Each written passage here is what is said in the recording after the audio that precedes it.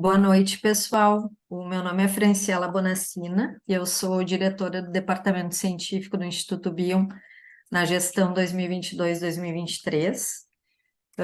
É uma alegria a gente estar com a casa cheia hoje. Tem várias carinhas novas para a instituição e isso é um motivo de alegria, porque são pessoas novas circulando e conhecendo a nossa casa, né? E eu queria agradecer imensamente a Marina, que aceitou prontamente o nosso convite para estar aqui nessa noite falando do seu trabalho. A Marina Ribeiro, que é a nossa convidada, é psicanalista, professora doutora do IPUSP, orientadora de mestrado e doutorado no programa de psicologia clínica do IPUSP, coordenadora do LIPSIC, autora de diversos livros e artigos, entre eles, então é autora do livro Infertilidade e Reprodução Assistida, de mãe em filha, a transmissão da feminilidade, é coautora dos livros Bion em 9 lições, Lendo Transformações, Bali em 7 lições, porque Klein, Chuva na Alma, a função revitalizadora do analista. E é autora e organizadora dos livros Para Além da Contratransferência, o Analista Implicado, Melanie Klein na Psicanálise Contemporânea, Porque Ogden, e Vastas Emoções e Pensamentos Imperfeitos. O título do trabalho da Marina é A Intuição Psicanalítica e a Reverie, Captando Fatos Ainda Não Sonhados. Te passo a palavra, então, Marina. Obrigada, Franciela. Obrigada ao Instituto Bion pelo convite, né, a diretoria, a Magda, né, as pessoas que estão aqui presentes. A ideia hoje tem vários também alunos, vários do grupo de pesquisa, tem aluno da graduação, tem colegas, né, que eu fico muito contente com a presença de todos aqui hoje, né? Vou contar um pouquinho para vocês como é que eu organizei aqui hoje a aula, né? Eu vou falar de 2 artigos. Um que é justamente o artigo que saiu no International Journal em dezembro de 2002 e que se transformou num... peraí, deixa eu só me organizar aqui, que acabou, a versão em português saiu no livro que foi lançado agora, Vastas Emoções e Pensamentos Imperfeitos, né? Tem alguns colegas que são autores aqui, o Inácio Gerber está aqui, e a Fátima Flório, que é autora de outro livro que também saiu esse ano comigo. Depois, no final da apresentação, eu mostro o livro. Então, a ideia é fazer uma apresentação. Eu fiz uma seleção, né, de algumas as coisas que eu considero mais importante para estar expondo. Um outro texto que também é referência, acho que a Franciela enviou para você, está aberto na internet, esse, que chama Sobre Intuição Psicanalítica, Afetação Enigmática. São textos do ano passado, né? E os slides, eles são um recorte principalmente do primeiro texto, né? E algumas coisas do segundo para apresentar para vocês algumas ideias que eu desenvolvi nesses 2 artigos. Então, assim, de forma geral, né, o conceito de reverie, né, ele teve um desenvolvimento muito grande, né, nos autores que a gente chama de pós-bionianos, né? Isso devido, né, uma maneira, vamos dizer, talvez bem sucedida de nomear um fenômeno clínico em determinado momento da história da psicanálise. Então, acho que a reverie parece ser um dos conceitos, né, da psicanálise pós-bioniana que vem tendo esse destino imprevisto, né? Ele não era um destino somente previsto pelo Bion, que falou muito pouco de reverie, vou apresentar brevemente aqui para vocês, né? Então, falar um pouquinho da intuição psicanalítica, da reverie e da função alfa.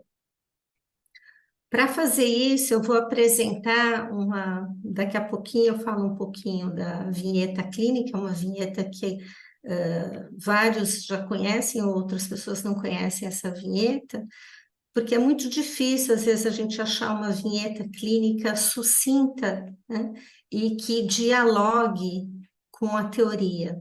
Então, acho que um dos grandes, vamos dizer, desafios, né, é a gente conseguir articular os conceitos, articular a teoria, né, com a clínica. Considerando que o Bion, né, em momento algum, acho que estava ocupado com diferenciações conceituais, porque, como você, os conceitos eles têm essa característica de uma certa imprecisão. Isso está no Bion, isso está no Ogden, justamente, vamos dizer, porque a gente está falando de elementos psíquicos, a gente está falando de questões inconscientes, que são sempre, vamos dizer, sombras, faixas de escuridão, imagens pouco nítidas e imprecisas.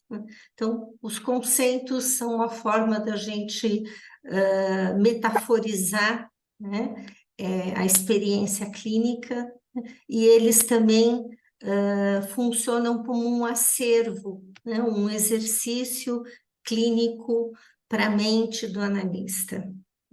Então, acho que nesses dois artigos, né, momento algum eu tive a intenção de eleger um vértice de compreensão em detrimento de outro, ou tentar solucionar algum tipo de ilogicidade teórica, mas justamente promover um exercício de reflexão conceitual e clínico que apure os instrumentos técnicos do analista, suas matrizes teóricas. Essa é uma expressão que a gente vai encontrar nos textos do Luiz Cláudio Figueiredo e do Thomas Ogden, né? As matrizes teóricas do analista. Então, mesmo que a teoria, porque é importante fazer esse exercício conceitual, né, articulado com a clínica, porque mesmo que a teoria ela deve estar ausente da mente do analista durante a sessão, né, elas constituem uma matriz, né, um contexto psíquico e um continente metaforizante para a mente do analista. Então, a teoria do analista, ela faz parte do que eu chamo de um acervo inconsciente do analista. Ela precisa estar muito bem incorporada, né, e esquecida no atendimento clínico. E no texto eu uso essa analogia com os exercícios técnicos de um músico, né? Pode ser um músico, uma bailarina, que tem uma série de exercícios técnicos que eles, na hora que ele vai interpretar, né, uma peça musical, esses exercícios estão incorporados e eles são esquecidos. Então, acho que a teoria para o analista também tem essa função. Então, essa vinheta, que é uma vinheta que eu já apresentei em outros momentos e que está em um dos textos, é uma vinheta que é muito difícil, né, da gente encontrar uma vinheta que seja tão precisa, né, para estar falando de alguns conceitos, para estar articulando alguns conceitos, está articulando a teoria. Então, para quem já conhece, vai ouvir de novo, né? Para quem não conhece, né, vai entrar em contato pela primeira vez. Então, encontrar Antônio pela primeira vez, sem nenhuma informação a seu respeito, fixo-me incomodamente seus sapatos e penso, são sapatos de um morto. Como alguém pode usar sapatos de um morto? Percebo-me quase uma experiência alucinatória. Os sapatos produzem um efeito de um campo magnético do qual não consigo desviar os olhos e o pensamento. Vejo a morte e estou paralisada. Ele começa a falar, fico dividida, observando o que é dito e a intensa sensação de morte na qual estou imersa, sem compreender absolutamente nada do que está ocorrendo, arrastada pela experiência perturbadora. Aguardo em um silêncio receptivo. Ao final do nosso encontro, Antônio relata de forma distanciada e breve os fatos de sua vida que precisavam ser sonhados. Fatos esses que estavam contidos e condensados na imagem dos sapatos de um morto, representação pictórica pela qual fui subitamente abduzida ao encontrá-lo. Sua única filha nascera com várias malformações. Passou por intervenções cirúrgicas e viveu poucos anos. Antônio havia me procurado após 1 ano da morte da menina, ou da sua quase morte psíquica. Ele andava com os sapatos de um morto, desvitalizado, um morto ainda vivo. É uma vinheta curta, né, e que muito interessante para a gente estar pensando os conceitos, né? Então, os sapatos de um morto surge justamente a partir de um estado de reverie, né? Que o que é esse estado de reverie? É um estado de receptividade amorosa, de hospitalidade, uma abertura para sermos habitados pelo outro. A reverie também implica a capacidade imaginativa da mente da analista de sonhar a brutalidade da realidade. Uma filha que nascera com malformações e faleceu em poucos anos. Essa receptividade amorosa está, inclusive, na própria citação do Bion, né, de 62, sobre a reverie. Essa receptividade do estado de reverie, né, geralmente é um estado extremamente desorganizador para o analista, né? É algo, vamos dizer, que tira o analista do prumo, né? Uma experiência perturbadora. E geralmente uma experiência que o analista é abduzido por ela, ou seja, ele é tomado por ela e fica totalmente à deriva, né?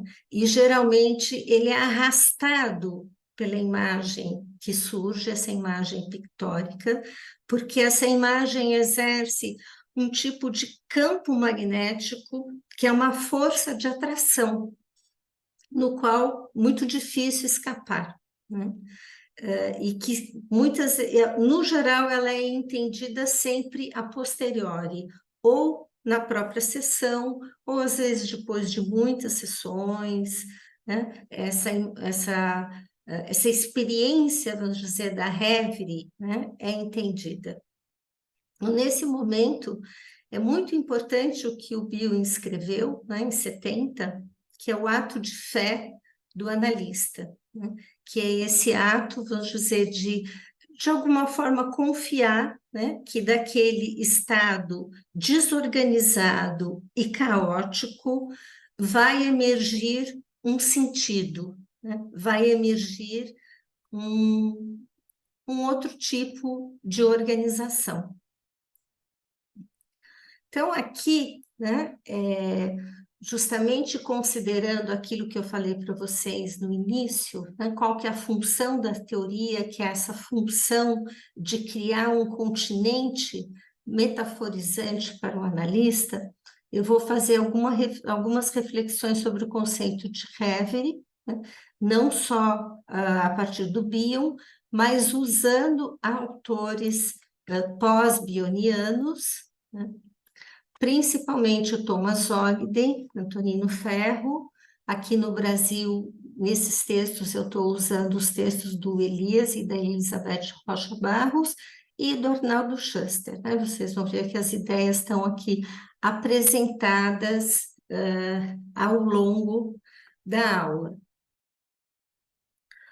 Acho que uma coisa importante que, como às vezes, como o Ogden apresenta a Reverie no texto Reverie Interpretação, né, ele vai falar que a Reverie é sempre um elemento desorganizador para o analista, um elemento que ele tende a descartar, né, que ele tende a se envergonhar, que ele tende a considerar que é uma inabilidade ou uma falha técnica, né? Então, é uma situação que o analista ou se sente muito louco, ou muito perturbado, ou muito distante, né? Como se ele estivesse fora daquele contexto clínico, daquele atendimento. Então, é uma experiência perturbadora para o analista. E que, se ele puder considerar, né, essa experiência, geralmente ela funciona como uma bússola no processo analítico, né, que ela é uma imagem onírica, né, é um pictograma visual que organiza todo o sofrimento psíquico ali do paciente, como do caso dos sapatos de um morto, né? Nessa imagem é uma imagem condensada de todo o sofrimento daquele paciente. Então, retomando aqui algumas questões teóricas, né? Eu até sugiro que quem tiver alguma pergunta ao longo aqui da aula possa ir colocando no chat ou ir anotando para, né? Porque às vezes as perguntas vêm durante a apresentação e depois no final elas se perdem, né? Então é sempre interessante vocês anotarem. Uma questão que eu acho que é comum de ser comentada, né? O único parágrafo que o Bion fala, né, de Reverie, tá? É de 1962, do Aprender com a Experiência, que ele fala de forma passageira e ligada a dia de mãe e bebê, e não diretamente a dia de analista analisando. No entanto, a importante das publicações, né, os trabalhos completos do Bion, que foram lançados em 2014, estão em inglês, né, e tem alguns textos inéditos nesses trabalhos. E num desses textos inéditos, né, o Bion escreve, né, que os pensamentos são perturbadores e antecedem o pensar, isso ele fala em vários lugares, né? Só que aí ele fala, sendo que a Reverie é importante para o analista, pois é ela que fabrica os pensamentos que ainda serão pensados. Então, vamos dizer, aqui também é esse trabalho de pesquisador, né? Tem vários aqui colegas do meu grupo de pesquisa. Como é que você vai pesquisar um autor, né? E isso acho que é importante, porque assim, a Reverie, na dia de analista analisando, ela ficou muito forte nos autores pós-bionianos, né? No Ferro, no Ogden, Rocha Barros, mesmo no Arnaldo Schuster, e pouco evidente na obra do Bion, né? Mas ela aparece também referida aqui, né? Na dia de analista paciente. Aqui eu vou apresentar brevemente para vocês, porque eu destaquei algumas ideias do texto, eu não estou apresentando todas as ideias, né, porque é um texto que passa por vários autores, né, eu destaquei algumas, para não ficar também né, uma aula muito cheia de conceitos. Uma conjectura teórica, né, que eu levantei é justamente a simetria entre alucinação e intuição. E a partir do que eu levantei essa simetria? Do próprio texto do Bion, né? E aí, vamos dizer, essa leitura do detalhe, né? Da precisão do texto. Isso está nos comentários ao Second Thoughts, em 1967. Né? Ele escreve: o estado adequado para intuir realizações analíticas pode comparar-se aos estados que supostamente propiciam condições para que haja alucinações. O indivíduo que alucina aparentemente está tendo experiência sensorial sem nenhum substrato da realidade sensorial. É necessário que o analista seja capaz de intuir uma realidade psíquica que não tenha nenhuma realização sensorial conhecida. Não penso que o paciente, ao alucinar, esteja comunicando uma realização que tenha substrato sensorial. Não julgo igualmente que a interpretação feita em análise se origine em fatos acessíveis ao aparelho sensorial. Como explicar, então, a diferença entre uma alucinação e uma interpretação de uma experiência analítica intuída? Então, vamos dizer, são dois parágrafos extremamente importantes, né? Justamente na virada da obra, né? Na cisura da obra. Quem vai falar, vários autores falam dessa cisura da obra do Bion, que ocorre nos 3 últimos capítulos do livro Transformações, e justamente nos comentários ao Second Thoughts, aonde ele passa de uma teoria do pensar, né, para uma teoria onde o pensamento intuitivo está, né, em pauta, né, que é a teoria do conhecer, né, do conhecimento, ele passa para a teoria do ser, né, do tornar-se. Então, essa é uma das cisuras da obra do Bion, que é justamente 67, 68, quando ele se muda para Los Angeles, né? E usando o próprio conceito de cisura para pensar a cisura na própria obra do Bion, que ocorre no final do livro Transformações. Então, para quem quiser aprofundar um pouco isso, nesse livro, Porque Ogden, eu vou apresentar aqui no final, tem um capítulo que eu escrevo também com um doutorando, que é o Davi Flores, que é justamente da teoria do pensar ao pensamento intuitivo, mas a partir dos textos do Thomas Ogden. Então, eu acho que assim, a partir dessa própria questão levantada pelo Bion, penso que a sensação da mente do analista, produzida pelo pictograma emotivo sensorial, que é uma expressão do Ferro, o pictograma afetivo do Rocha Barros, gerado no estado de Rêverie, tem aspectos que se aproximam de uma experiência de alucinação. Então, eu alucinava ao ver os sapatos de um morto. Por que uma alucinação? Porque não tem nenhum apoio sensório perceptível.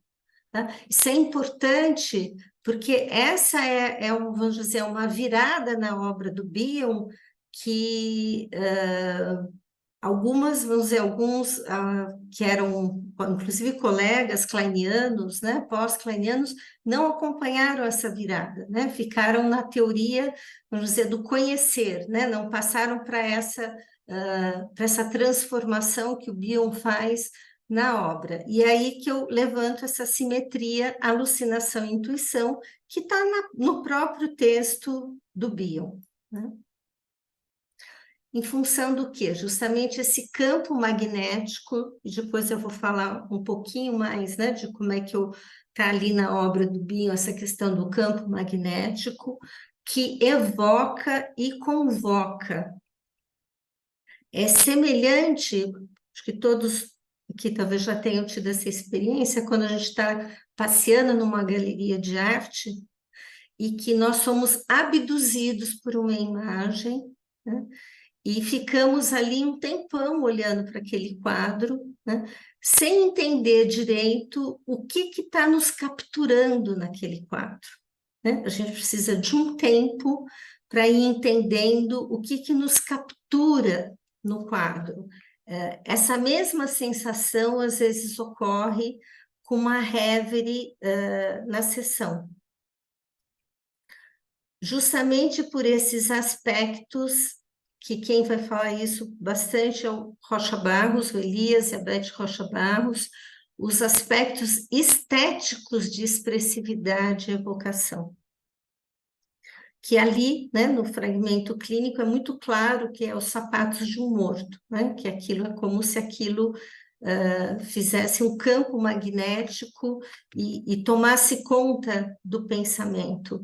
Então, tem um excesso sensorial, né, dessa cena onírica da vigília, que é a Reverie, e uma intensa expressividade e evocação. Então, nesse exato momento, não é possível uma narrativa. Isso também é uma outra coisa importante ali que está no texto, que às vezes a Reverie, ela pode se transformar numa narrativa, numa construção, numa interpretação, e às vezes ela surge só no sentido de uma compreensão do processo clínico, né? Nessa vinheta que eu apresentei aqui para vocês, ela é uma compreensão do processo psíquico ali, qual que era o sofrimento do paciente. Ela, em momento algum, se transformou numa narrativa. Então, o que se fenomenaliza na Olha situação como ela é clínica... fofinha, gordinho. Tem ninguém com o microfone aberto. O que se fenomenaliza na situação clínica, que tem o potencial de se tornar uma narrativa, construção ou interpretação, percorre o espectro entre experiências predominantemente sensoriais e experiências predominantemente simbólicas. Aqui são as ideias do Arnaldo Schuster, que ele vai colocar numa simetria, né, a Reverie e a função alfa. Né? Lembrando que a Reverie, ela é predominantemente sensorial e a função alfa é predominantemente simbólica, ou seja, são vértices de um mesmo espectro. Isso vocês vão encontrar em vários textos dele. Né? Então, a interpretação, a construção, a narrativa do analista precisa favorecer o tornar-se e não somente o conhecimento, né? Nesse sentido, o vértice é ó. Então, ali no livro Transformações, né, o que o Bion fala? A interpretação não pode gerar só um conhecimento, né? Ela tem que gerar uma transformação, e uma transformação em ser, né? Ou seja, em que o paciente possa ser, né, quem ele realmente é, vamos dizer, a verdade emocional que o habita, né, que é sempre parcial. E aí o Arnaldo Schuster, inclusive o último livro dele em inglês, né, tem esse subtítulo, ele formula essa expressão, linguagem de alcance psicanalítico, que eu acho que é uma expressão muito bem sucedida, né? E ele se refere ali ao Bion, né, que trocou o substantivo homem pelo substantivo linguagem, e postulou no trecho do Keats, né, uma linguagem de achievement, afirmando que a obra de Freud é um exemplo dessa linguagem, né, essa expressão do Bion, uma linguagem de êxito. Né? E aí ele propõe que chamemos de uma linguagem de alcance psicanalítico. Acho que é uma expressão muito mais bem sucedida, né, do que linguagem de êxito, né? A linguagem de alcance psicanalítico. E aí eu tenho um texto, está aberto na internet também, que chama Narrativas Imaginativas na Sala de Análise, que é justamente nessa direção da linguagem de alcance psicanalítico. E outro com a Fátima Flórido, que está aqui com a gente, que foi publicado na revista de Porto Alegre, da Sociedade de Porto Alegre, Palavras Aladas no Encontro Analítico. A gente tem também um capítulo no Porquê Ogden, que justamente também é sobre as palavras aladas, né? Só dizendo para vocês, não sei que o Bion tinha muito essa preocupação com a questão da linguagem, né? De como comunicar, né? Como que a comunicação do analista pode favorecer uma transformação na situação clínica. E a proposta, vamos dizer, a nossa proposta, que a minha proposta que eu vou fazendo da linguagem de alcance psicanalítico é justamente através de narrativas imaginativas e palavras aladas. Palavras aladas foi uma proposição que a Fátima Flórido até fez, né, durante aí o desenvolvimento da pesquisa de pós-doutorado dela. Narrativas imaginativas é uma expressão do Grodzten, está nos livros do Grodzten, só para vocês localizarem, né? Então, pensando, por exemplo, se a gente for pegar aquele espectro, né, da Hevre, função alfa, e se a gente pega, iniciando por um vértice sensorial, né, a imagem dos sapatos de um morto, e aí se segue uma narrativa, que na realidade foi uma narrativa que não se transformou numa interpretação, numa construção, mas uma compreensão, né, do sofrimento psíquico do paciente, de que, né, tinha uma desvitalização ali muito intensa pelo luto, né, que ele vivia. Então, às vezes a Hevre pode se transformar numa narrativa do analista ou não, né? Ela pode funcionar só como uma bússola, né? Só que ela apesar dela ser muito rápida, dela surgir de uma forma muito rápida na mente do analista, ela é um complexo trabalho psíquico, né? Então, eu quase como eu estou aqui esmiuçando para vocês como é que os conceitos vão estar abordando esse trabalho psíquico da Hevre, né? Que para o analista chega assim de imediato. Na hora que eu vi o paciente na sala de espera, eu já vi os sapatos de um morto. É uma coisa que dá a impressão de que é instantâneo.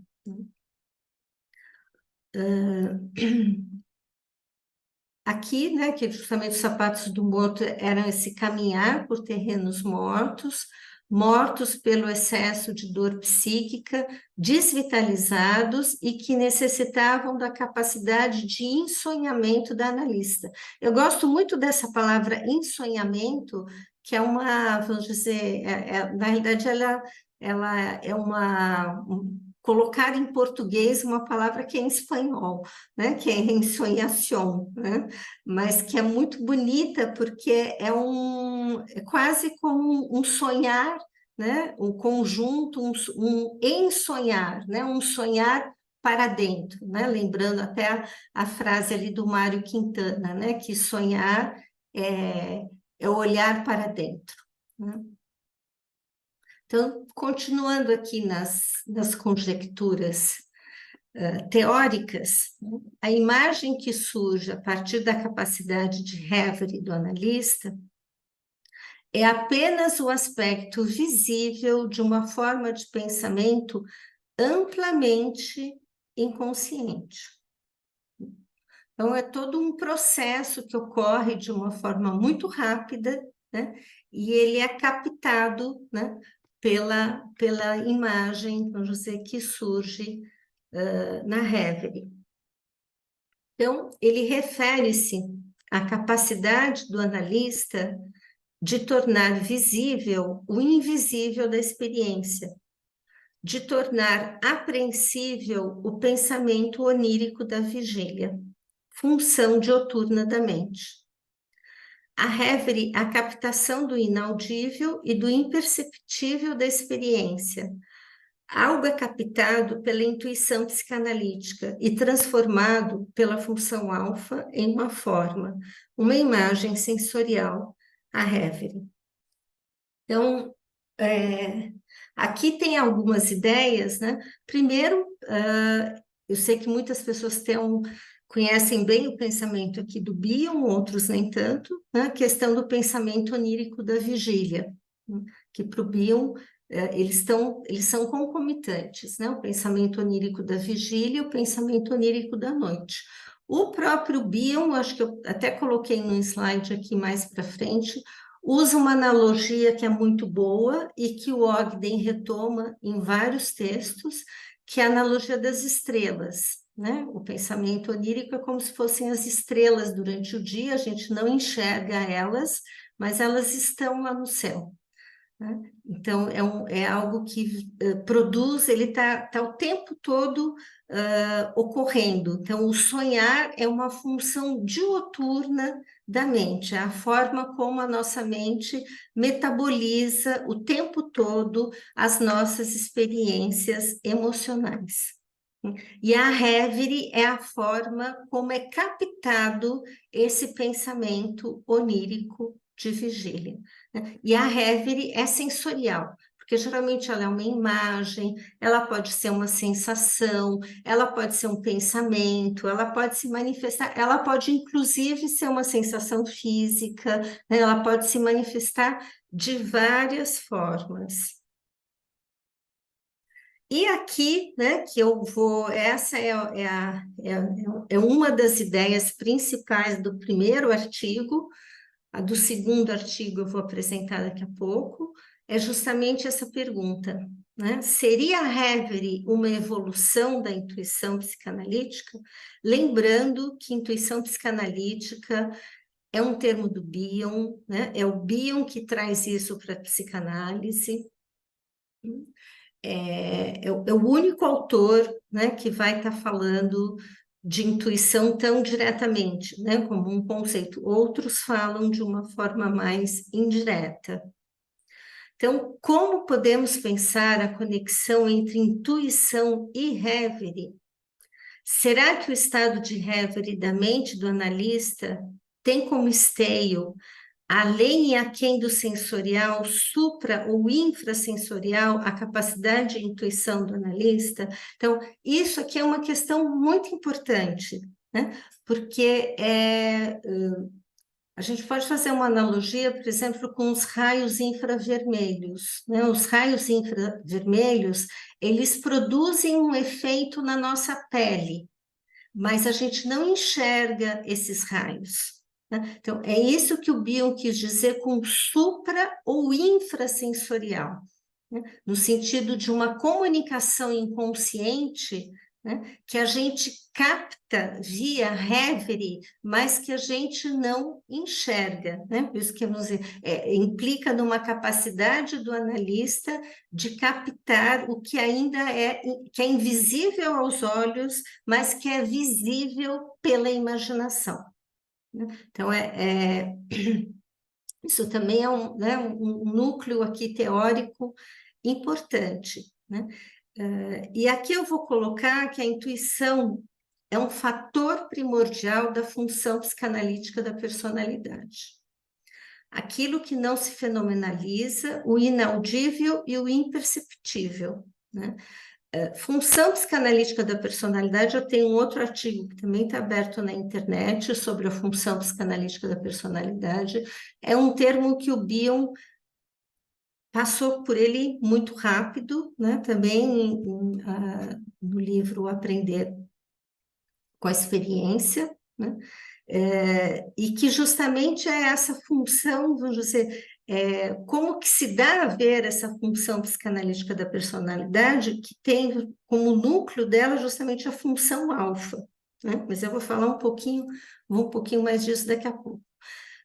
Então, essa habilidade necessária que o analista precisaria ter, ver e escutar o que não é visível aos olhos e ouvidos, mas é visível pela imaginação.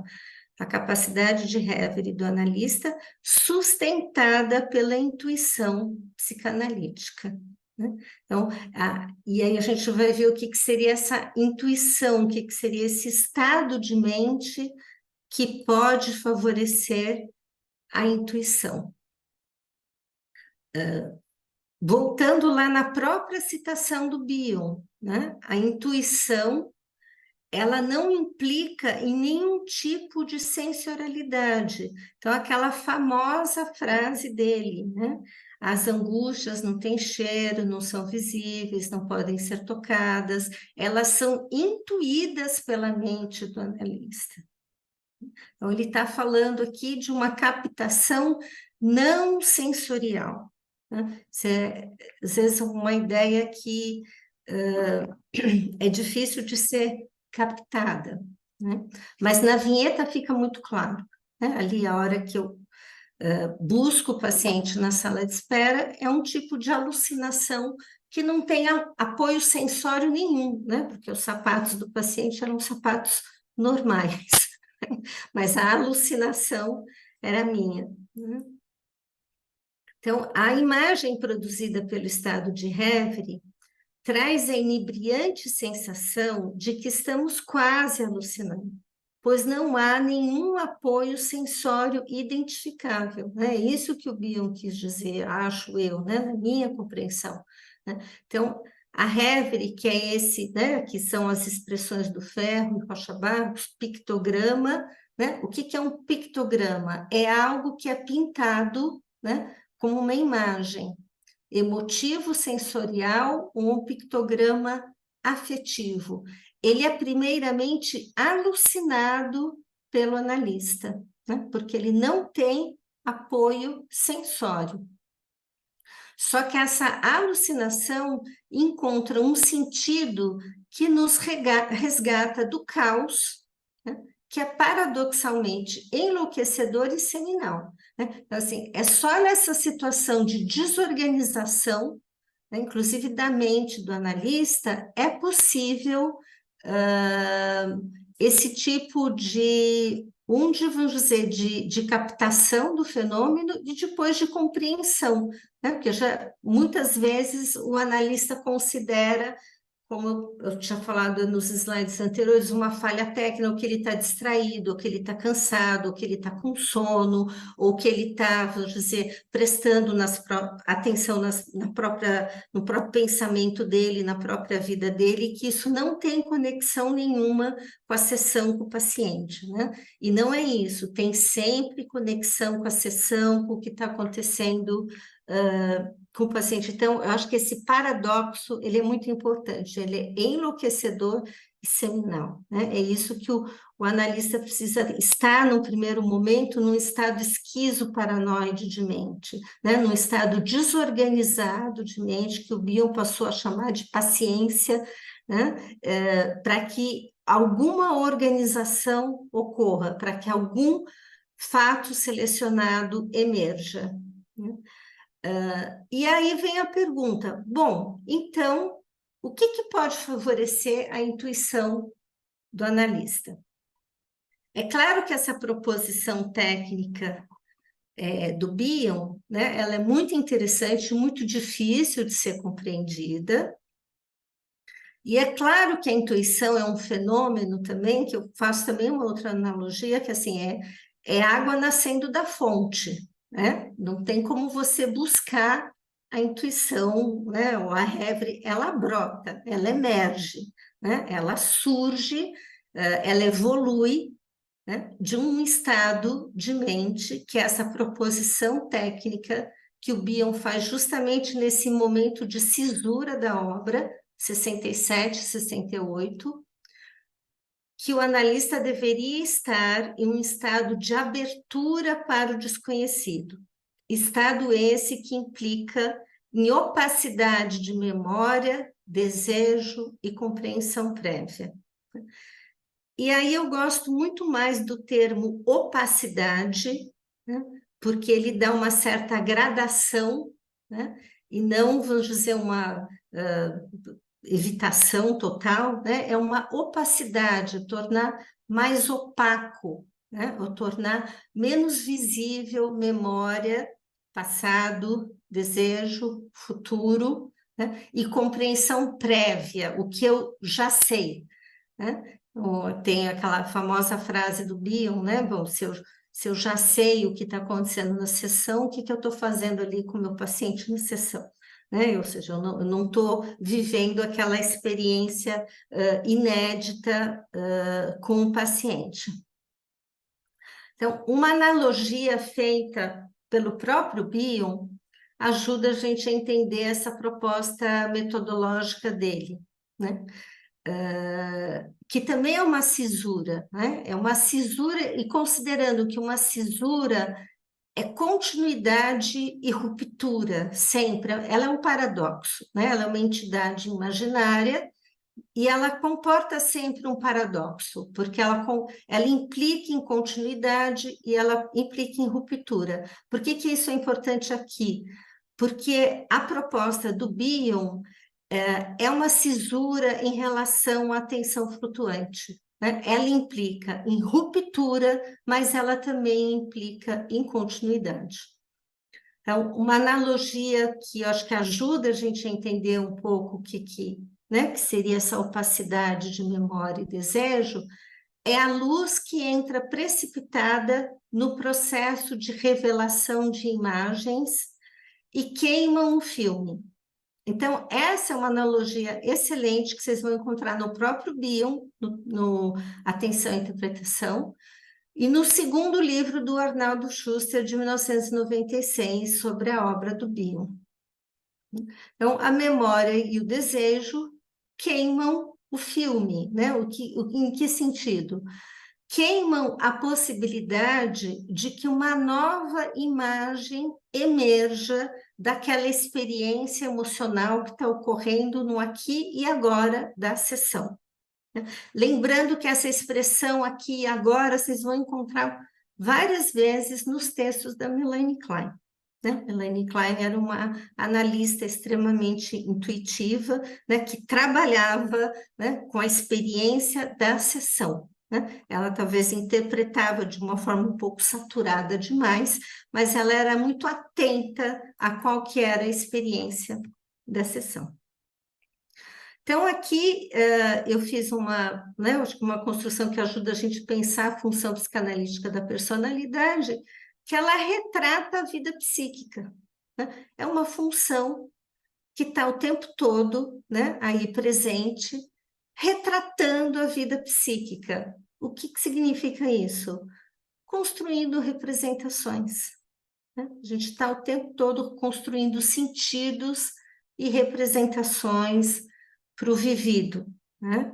A análise expande essa função humana. Então, a gente vai encontrar, né, nos textos também do Schuster, em vários textos, né, que a função psicanalítica é uma função humana, né, que a análise ela tem essa possibilidade de expandir essa função, o que, né, é muito interessante. E ali, lembrem que eu falei da questão do campo magnético, né? Que a imagem dos sapatos de um morto, ela atrai, né? Como um campo magnético que o analista às vezes não consegue pensar em nenhuma outra coisa, que é como se aquilo ficasse, abduzisse a mente do analista. Isso se aproxima muito do que o Bion chamou de tropismo. No livro Cogitações, ele escreve: os tropismos são a matriz a partir da qual brota toda a vida mental. E aí eu adoro essa figurinha aqui, né? Porque eu acho que é das tartarugas buscando água, né? Que as tartarugas buscam água e a gente busca a mente do outro, né? A mente do analista. Então, se a Klein falou, né? O bebê tem uma pré-concepção do seio, o bebê busca o seio, né? O Schuster fala, o bebê busca a mente da mãe, né? No meu livro de Mãe em Filha, que é o meu doutorado, né, eu escrevo: a primeira realidade de um bebê é o inconsciente da mãe. Né? A primeira realidade psíquica de um bebê é o inconsciente da mãe. Então, esse tropismo humano, que é essa busca por outra mente, né? Uma mente que compreenda, que consiga exercer, vamos dizer, a função psicanalítica da personalidade, que a mente do paciente está com essa função precária, né? Está com essa função pouco desenvolvida. Eu estou indo em direção quase aqui até o final. Então, essa função intuitiva também estão nos textos do Schuster, né?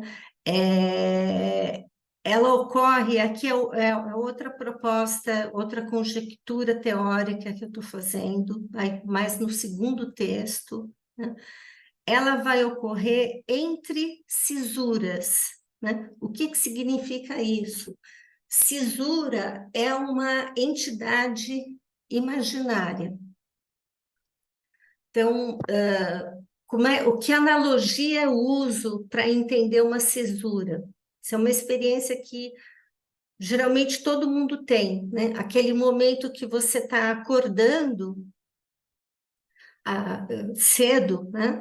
E que você se lembra um pouco do seu sonho e você percebe que você está acordando, mas você não consegue distinguir direito se aquilo que você sonhou, você viveu na realidade ou se é um sonho, né? Então, aquele momento tênue é onde, vamos dizer, a gente pode observar, né, essa entidade imaginária que é a cisura entre dois estados mentais, né? O estado do onírico da noite, né? E o estado onírico da vigília, a mente acordada, né? E a mente que está aí sonhante. Então, e é muito tênue, né? Porque, por exemplo, às vezes a gente se movimenta na cama e o sonho desaparece, né? Quase que para você captar aquele sonho, né? Às vezes você precisa ficar parado, é muito tênue isso.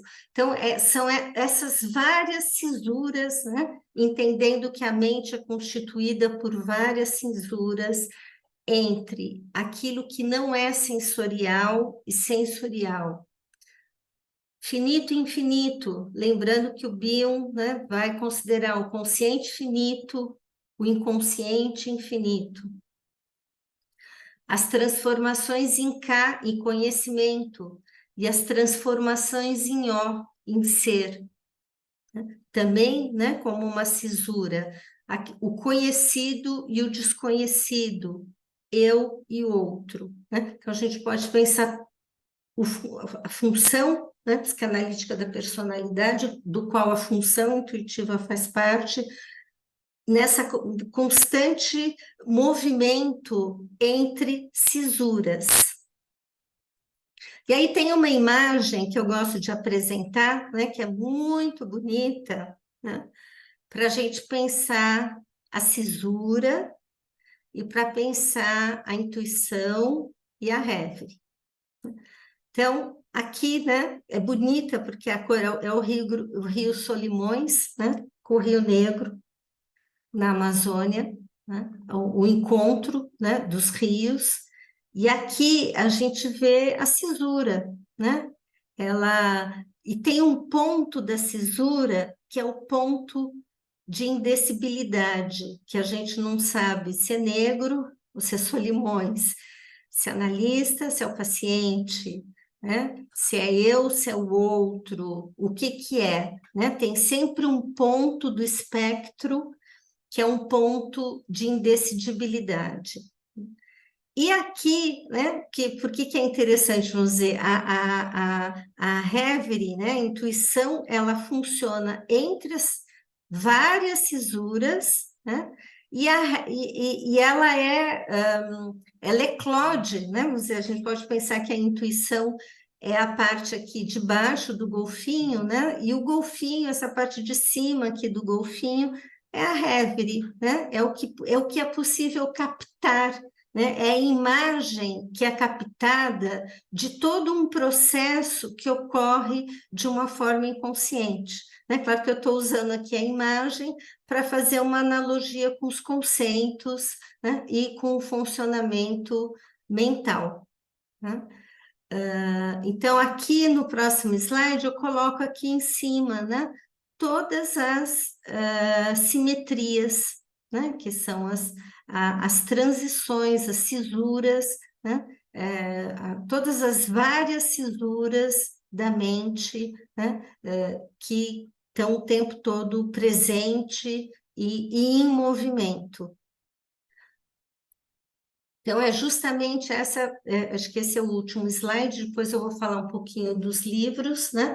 É a formulação que eu faço, inclusive, de que a intuição é uma afetação enigmática que ocorre de forma fugaz no trânsito contínuo e oscilante entre diferentes cisuras e que evolui para uma imagem, um ideograma, por meio de uma imaginação criadora, né? Vamos dizer, essa investigação, né, teórica, clínica, né, termina com essa formulação. e por isso que o segundo artigo justamente chama a afetação enigmática. Essa expressão imaginação criadora é do Schuster, né? E uma expressão também muito boa, porque é uma imagem em ação, um movimento que cria um elemento psíquico, uma rêverie, um pensamento imaginativo em busca de um pensador na dupla analista analisando. Então, ao longo desse texto, eu também cheguei a essa formulação de um pensamento imaginativo, a rêverie como um pensamento imaginativo. Acho que em termos de teoria, esse é o último slide, né? A gente até tem um tempo ainda. Aqui, para falar para vocês do livro do Ogden, né? Para quem estuda mais a obra do Bion, aqui tem o Ogden, leitor de Bion, que chama justamente da teoria do pensar ao pensamento intuitivo, né? E também tem o Ogden, leitor de Klein, leitor de Winnicott, né? Leitor de Freud, está um livro bem interessante, e tem alguns autores aqui na sala. E o livro Chuva Nauman, né? Que está com a Fátima Flórido, que está aqui também, são os livros que saíram esse ano. E esse que eu apresentei algumas ideias para vocês, que estão nesse livro aqui, o Vastas Emoções e Pensamentos Imperfeitos. Acho que é isso, né? Era mais ou menos uma hora de apresentação, né? Aí a gente tem um tempinho para levantar questões, para conversar um pouco, para sentir aí como é que chegou essa apresentação para vocês. Não sei quem leu o texto, pode ler depois, não sei se teve alguém que leu antes o texto. Eu queria dizer que te agradeço, Marina. Eu comecei a ler teu texto hoje, mas eu não consegui terminar. Mas é muito bonita eu fiquei pensando que talvez a Reverie também tem algo de poético, né? Porque a tua imagem, a Sim. imagem que te ocorre, ao mesmo tempo que é uma imagem densa, porque fala de luto e desvitalização, é uma imagem poética também, né? Uhum. Sim, sim, ela é poiesis, né? A Reverie é poiesis, é uma criação que implica em poiesis, sim. Então, acho que a gente está aberto para a gente poder conversar. Vocês podem se sentir à Uhum. vontade, ficarem, né, como se estivessem em casa para conversar espontaneamente.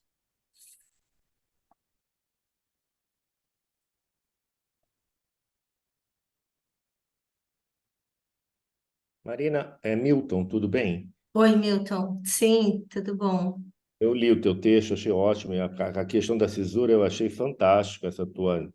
E achei muito interessante, realmente, porque essa tua metáfora do sono tem tudo a ver mesmo, né? A gente esquece logo depois, né? Agora, o terceiro analítico, onde que ele entra nessa história? Porque eu também li uma frase sua belíssima no seu livro, Porque Ogden, que eu achei que você pega do Winnicott, que é o terceiro analítico cria e encontra a Reverie, que Isso. Sim, sim, achei sim. muito bonito essa Aham, pensamento. Então, fica aham. mais ou menos, quer dizer, dentro desse mar do Rio Negro, do Amazonas, onde que eu veria o terceiro analítico Uhum. aí? Então, vou usar outra imagem que eu não tenho aqui para mostrar, mas eu uso bastante em aula, Milton, para falar do terceiro analítico, que eu uso a seguinte imagem, que é da xícara de chá, né? É uma xícara de chá com dois saquinhos, né? E um saquinho é o analista, e o outro saquinho é o paciente, e aquela água que eles estão embebidos, né? É o terceiro analítico. Porque no seu livro, Porque Ogden, tem uma imagem belíssima também, que são dois assim, né? Duas pessoas, né? Que estão como se fossem faixas, né?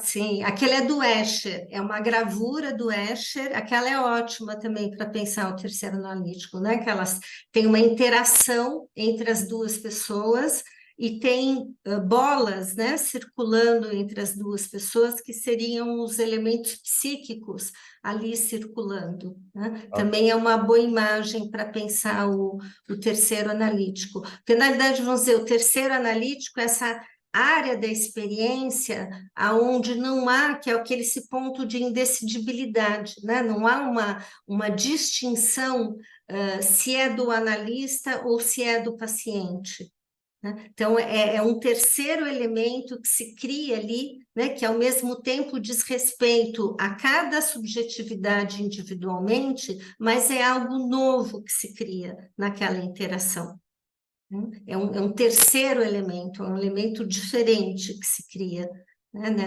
nessa interação, né? E obrigada pela leitura, Milton. obrigado, foi muito bom. Um excelente texto. Uhum. Muito obrigado, hein?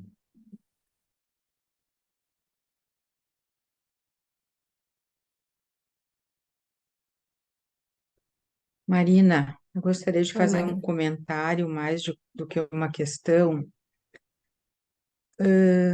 de dizer muito lindo, muito linda a tua forma de falar, a tua linguagem de êxito, assim, ou a tua linguagem psicanalítica, Uhum. porque tu pega assim, conceitos e textos densos e transforma isso de uma forma generosa em poesia, assim, né? Uhum. E a gente vai indo contigo, tu usa as Uhum. imagens também, que eu acho que nos ajuda muito, né? Mas tu também vai criando imagens na nossa mente. Uhum. Então, quero te É. dizer muito obrigada, parabéns pela tua forma de falar, acho que é a primeira vez que eu te escuto, pela tua Uhum. forma de estudar, pela tua forma generosa de passar para nós essa tua experiência com o Bion e com todos esses outros autores. Muito Obrigada, legal. Magda. Obrigada. Bom saber. É, A, a Clau quer falar.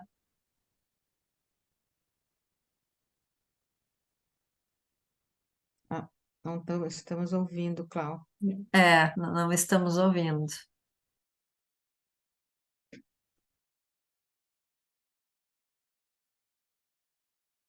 O microfone do teu computador não está desligado? A gente não te escuta. Quer escrever no chat, daí eu leio?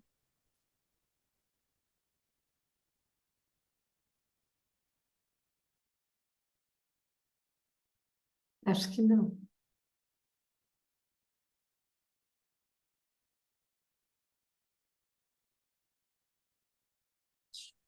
Enquanto a Clau escreve, Marina, quando eu vi agora, né, boa noite, né, para todos. Quando eu vi a imagem lá do boto, né, na Amazônia, eu lembrei, né, que o boto, a lenda do boto, né, que ele seduz as mulheres e as engravida, né, que as mulheres, quando não sabem, que engravidei do boto, né, então é essa coisa da fertilidade da mente, né, de uma mente Uhum. capaz de se engravidar, né, de um, Uhum. né, achei muito bonito. Uhum. Ah, legal, Gabriela, legal. Que a Révere por dizer, é um fruto, né? É um fruto, né? É o fruto de uma concepção entre duas mentes, né? Do analista e do analisando. Sim.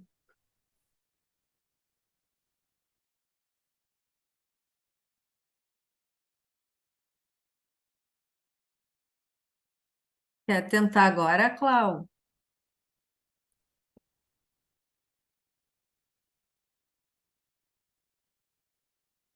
Não, ainda não. Eu acho que é o microfone, desculpa interromper, eu acho que o microfone é no canto bem à esquerda, embaixo. Ó, Mas ela abre o microfone do Zoom, pelo menos. Porque ela fecha o microfone e abre, mas ainda assim não sai. Eu suspeito que possa ser o microfone do computador. Do computador, não do Zoom.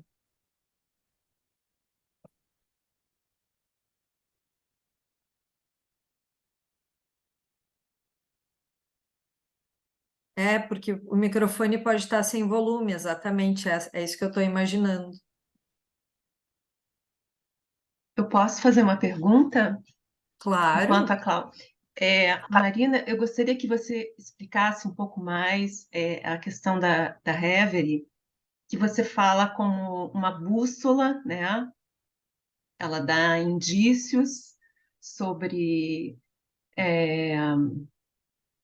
questões não elaboradas, né? Pensamentos não elaborados, me parece, né? E que precisariam ser metabolizados. Quer dizer, em que momento você entende como algo que possa ajudar no trabalho de interpretação com o paciente? Obrigada aí pela Acho que pergunta, são dois. Solange. Sim, sim. Eu acho que assim, a Reverie usada como uma bússola é a expressão do Ogden, né? Em que sentido? Por exemplo, nessa vinheta que eu apresentei, né? Ficou claro no final da sessão, né? Que todo o processo depois que se desenvolveu a partir dessa imagem, de andar em terrenos mortos, que precisavam ser metabolizados, né, e foram metabolizados ao longo de todo o processo analítico, né? Quando você falou, eu estou usando metabolização no lugar de elaboração, né, mas a elaboração é uma forma de metabolização, né? Mas a Reverie é uma captação de pensamentos ainda não pensados, né? É uma forma de pensar, né, do analista, e que se ele souber considerar as Reveries que ele... Porque todos nós temos, né? Na realidade é que às vezes, no geral, o analista ele tende a desconsiderar, ele tende a achar que é uma distração dele, que ele está distraído, que ele está cansado, que ele está com sono, que ele está prestando atenção na própria vida e não no que o paciente está falando, né? Só que a Reverie, ela vai trazer como ela condensa, é como uma imagem onírica, né? Uma imagem onírica é uma imagem condensada, né? De uma série, vamos dizer, de emoções, né? Do sofrimento psíquico do paciente, né? Então, ela ajuda muito o analista a entender, né, o sofrimento psíquico do paciente, e também ela pode se transformar diretamente numa narrativa, né? Às vezes tem Reveries que você pode usar diretamente. Por exemplo, você lembrou de um livro, você lembrou de um filme, você lembrou de uma cena que você viu na rua, né? E aí você pode usar diretamente a Reverie como uma interpretação narrativa, né? Você pode fazer uma interpretação. Aí tem uma sempre que eu uso em aula, né? Porque são essas vinhetas muito boas, que essa é do Antonino Ferro, né? Eu uso sempre essa vinheta em aula porque eu gosto muito dela. O Antonino Ferro vai descrever... Eu acho que ele fala das vinhetas, às vezes, em vários livros, né? Nesse está nos seminários clínicos que ele deu em Ribeirão Preto, nos anos 2000. Ele fala que ele estava com um paciente muito violento na sala, né? E que ele não conseguia, de nenhuma forma, abaixar a violência que estava ali entre ele e o paciente. Ele interpretava e o paciente ficava cada vez mais violento, cada vez mais violento. E aí veio uma imagem para ele, que é justamente essa Reverie, né? Ele veio a imagem de um filme de faroeste. Ele se sentiu num filme de faroeste, entrando num salão, né, aqueles salões de faroeste, aonde está todo mundo armado, né, e quando entra alguém e ouve um barulho de um copo, alguma coisa, todo mundo pega nas armas, né, e começa a atirar, né? E ele fez uma interpretação de transferência, né, usando diretamente essa Reverie, né? Ele transformou isso numa interpretação narrativa, né? Que também é um outro termo que ele usa.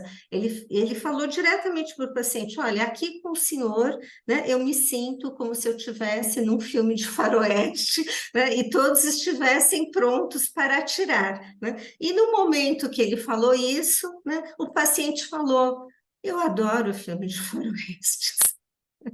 E aí, vamos dizer, ele fala que muitas e muitas Abre, sessões né?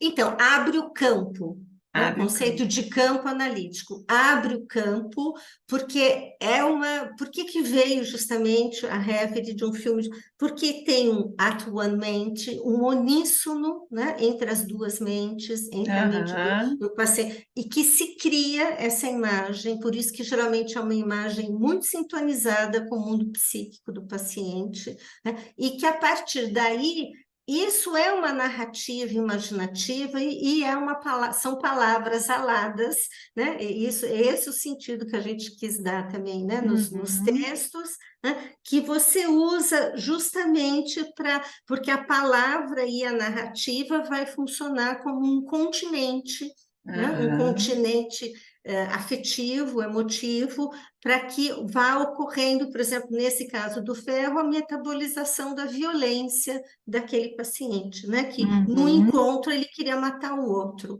né? Alguém que vive o encontro de uma forma completamente esquizoparanoide, né? Qualquer E, um que chega é, perto ele quer matar.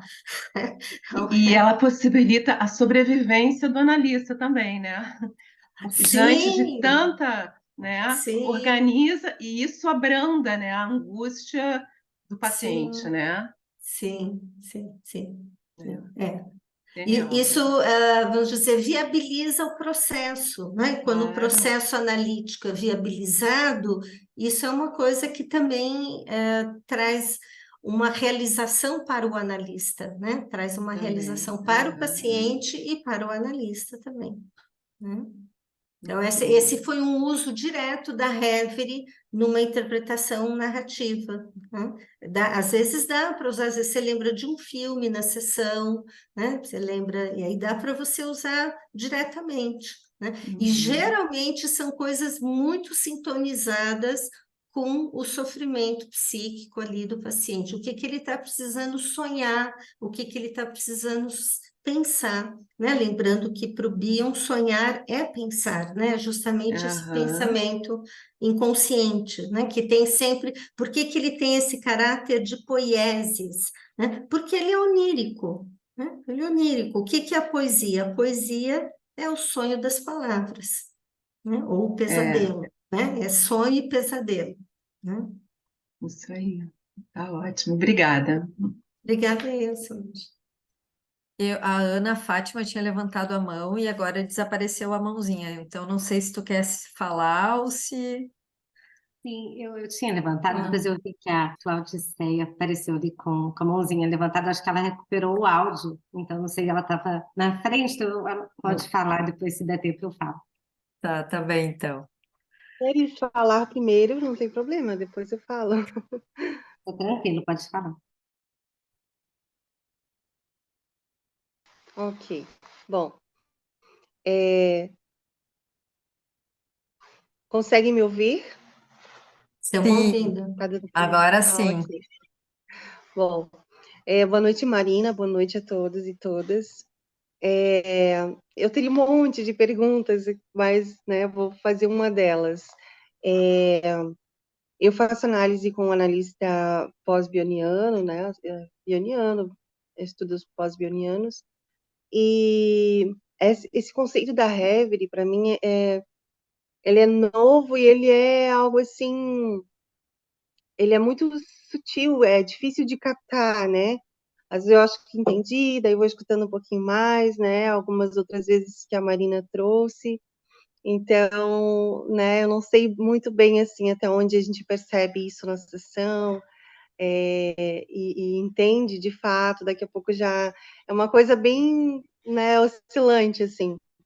Mas eu queria perguntar a respeito, o que que a Marina poderia me dizer, né, ou se alguém também quiser, quando Bion traz aquela ideia de sem memória, sem desejo, sem necessidade de compreensão, eu fico pensando, por que que ele evidencia isso, né? O que que tem, assim, por exemplo, do Freud, da atenção flutuante, tem uma semelhança ou não? Por que que ele evidencia, né? Se pudesse comentar um pouquinho isso. Ok, Odisseia.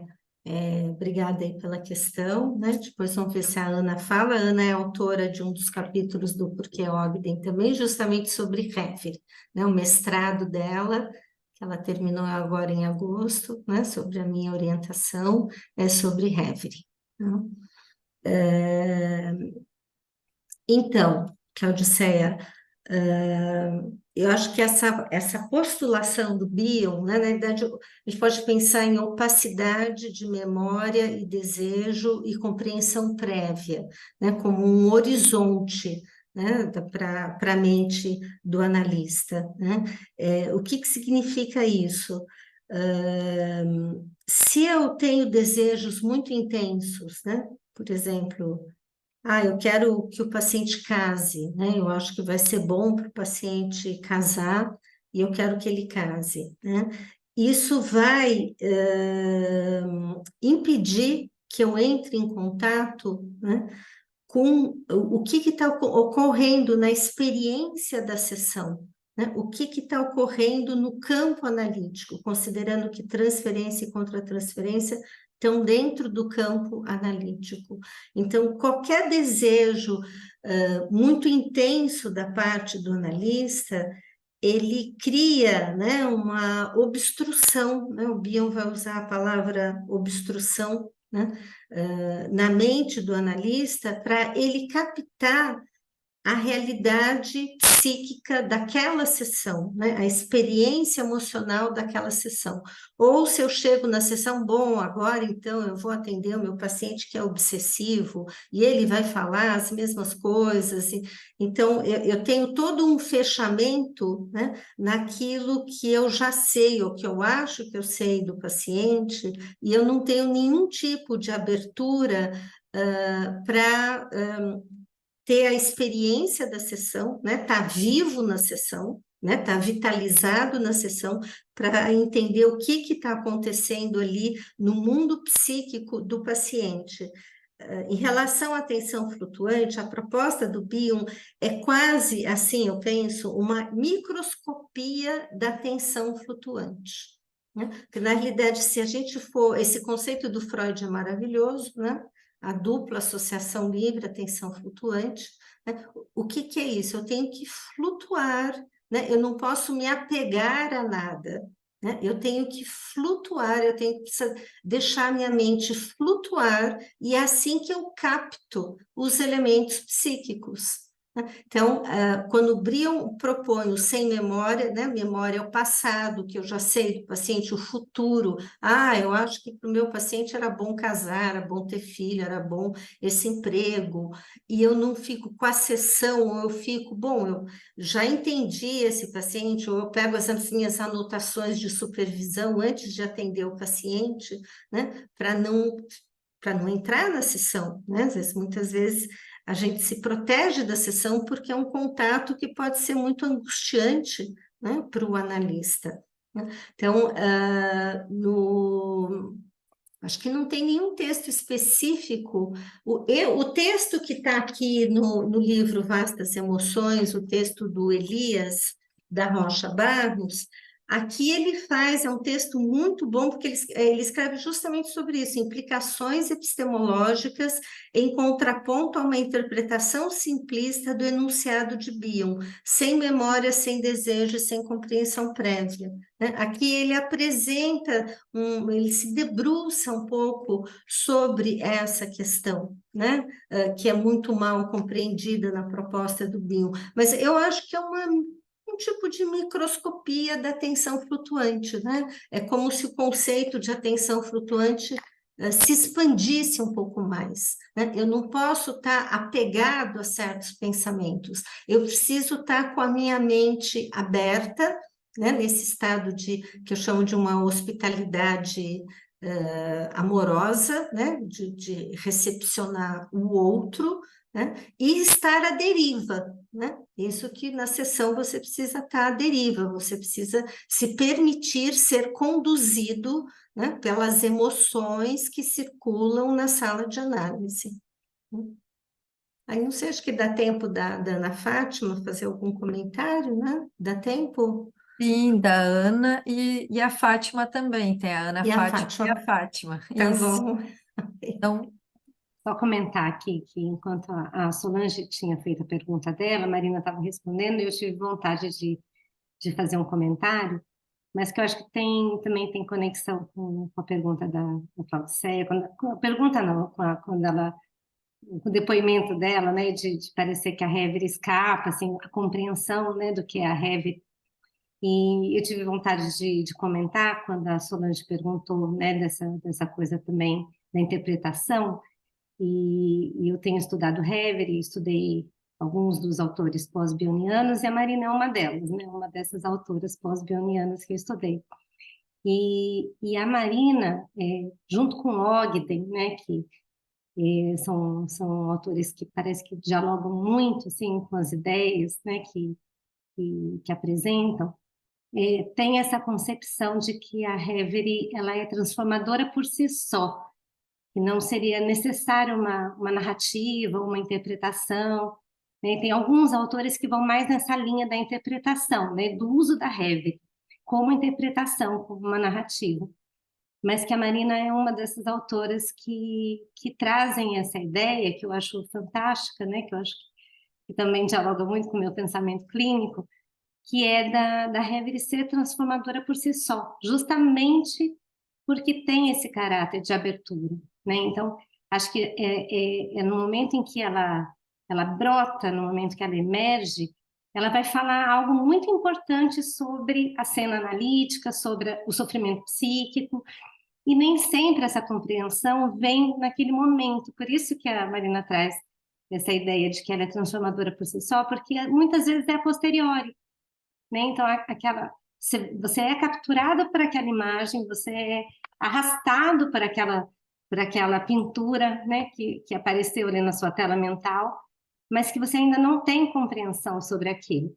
E isso é o sem memória, sem desejo, sem compreensão, né, que você só permite que aquilo aconteça, né? Então, precisa realmente de um estado de tolerância, né, a essa deriva que a Marina traz, porque muitas vezes é super importante dar conta de viver aquela turbulência emocional e que muitas vezes a posteriori você vai entender o que aquela imagem tinha a ver com aquela cena, com alguma coisa que acontece às vezes nas sessões posteriores ou muito tempo depois.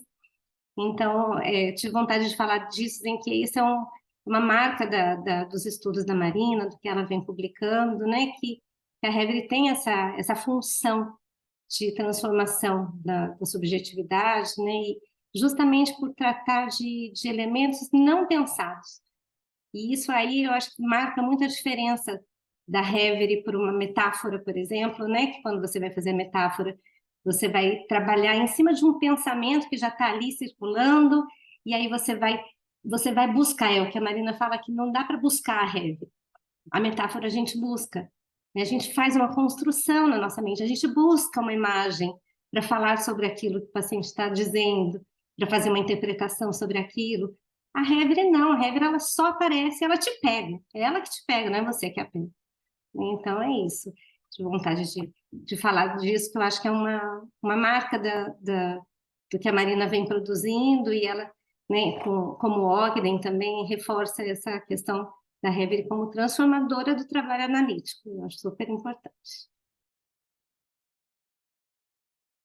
o Milton, antes de eu passar a palavra para a Fátima, eu queria ler aqui o comentário do Milton, que ele diz assim: quando a Reverie é usada para compor uma interpretação, a imagem tanto pode ser revelada diretamente, diria que essas situações são mais raras, como a imagem produzida exige um extenso trabalho de elaboração por parte do analista, para que se torne narrável para o paciente na formação de uma interpretação ou construção analítica.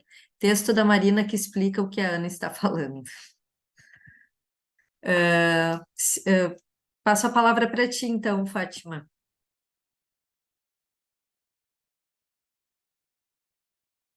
Adorei a sua apresentação, Marina. Eu acho que você ajuda, você, você ajuda, você amacia, né? e ajuda a gente a entender, né? Te agradeço muito. E eu pensei, oi? Não, claro. Eu que Não, agradeço. eu pensei que você falou lá do filme do Faroeste, né? Como os objetos culturais, eles nos oferecem um repertório para as Bom reves. exemplo de Reverie, né? Um bom exemplo de interpretação narrativa, né? E quando você fala que a Reverie, vamos dizer, os objetos culturais, né? Podem ser a forração da Reverie, né? Só para quem não sabe, a Fátima é uma grande estudiosa de Winnicott, né? E a gente vai fazendo um casamento Winnicott-Bion, né? Então, um casamento Winnicott-Bion, né? Na forração dos objetos culturais, emerge uma Reverie. Bom, Ok. Então tá, né, pessoal? Eu tenho a função também função chata de encerrar o evento, né? Mas eu queria agradecer a presença em especial da Marina, que desde o começo foi muito disponível, assim, me recebeu muito bem quando entrei em contato. Queria agradecer também a presença das pessoas que para a gente são, digamos assim, novas, né? Mas que já são antigos e velhos amigos, talvez, da Marina, mas que a gente não conhece. É um prazer ter a presença de todos vocês na nossa casa. E claro que também é um prazer ter, ter os nossos velhos amigos, assim, porque ao mesmo tempo que eu estou vendo rostinhos novos, eu também estou vendo rostinhos já antigos para mim, né? Então eu queria agradecer a presença de todo mundo. Obrigada. Uma boa noite e até uma próxima oportunidade. Noite, também agradeço aí a presença de todos. Obrigada, Ah, viu? deixa eu falar só uma coisa. A atividade foi gravada e aí ela vai depois, possivelmente na semana que vem, vai para o canal do Instituto Bion. Então, se vocês quiserem ver depois, também vai estar lá no canal do Instituto Bion, tá bom? Ok, obrigada. Obrigada. Obrigada. Boa noite. obrigada, Boa boa noite, noite. boa noite. Tchau, tchau.